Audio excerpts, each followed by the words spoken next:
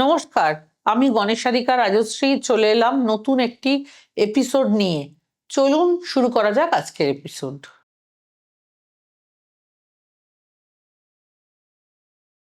শ্রাবণ মাস, যে মাসকে ভগবান শিবের সবচেয়ে প্রিয় মাস বলা হয়, আর সেই পবিত্র মাসে যদি ঘটে সূর্যগ্রহণ ও চন্দ্রগ্রহণের মতো বিরল জ্যোতির্বৈজ্ঞানিক ঘটনা, তাহলে স্বাভাবিকভাবেই প্রশ্ন ওঠে, এর প্রভাব কি শুধু আকাশে সীমাবদ্ধ থাকবে, নাকি মানুষের জীবনেও পড়বে তার ছাপ? জ্যোতিষশাস্ত্র মতে গ্রহণ শুধুমাত্র একটি মহাজাগতিক ঘটনা নয়, এটি মানুষের মন, কর্ম, সম্পর্ক এবং আর্থিক অবস্থার উপরেও প্রতীকী প্রভাব ফেলতে পারে। বিশেষ করে কয়েকটি রাশির জাতকদের জন্য এই সময়টা হতে পারে অত্যন্ত গুরুত্বপূর্ণ।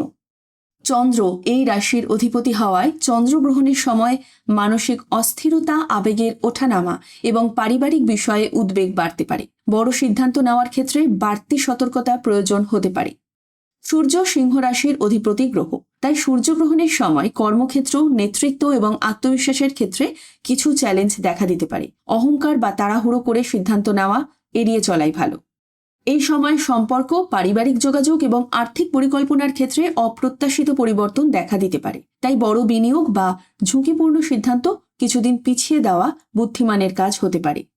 কর্মক্ষেত্র এবং ব্যক্তিগত জীবনের ভারসাম্য বজায় রাখা এই সময় সবচেয়ে গুরুত্বপূর্ণ হতে পারে। অতিরিক্ত চাপ বা উদ্বেগ এড়াতে বিশ্রাম ও মানসিক শান্তির দিকে নজর দেওয়া দরকার। তবে মনে রাখবেন, জ্যোতিষ সম্ভাবনার ইঙ্গিত দেয়, ভবিষ্যৎ নির্ধারণ করে না।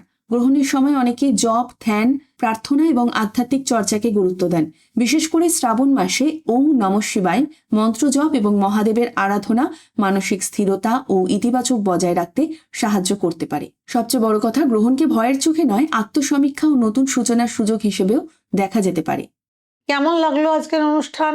যদি ভালো লেগে থাকে তাহলে আমার ইউটিউব চ্যানেল লাইক, শেয়ার ও কমেন্ট করতে ভুলবেন না।